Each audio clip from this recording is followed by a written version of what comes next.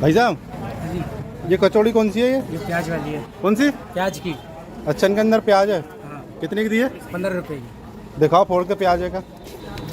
प्याज बता दो हमें, प्याज है कि नहीं ये है? देखो है, मेरा देखो। अच्छा ऐसे होती है। चलो लगा दो। ये मीठी चटनी, ये हरी पुदीने वाली, दही डाल के। नहीं भी और कुछ भी डाल देंगे इसमें?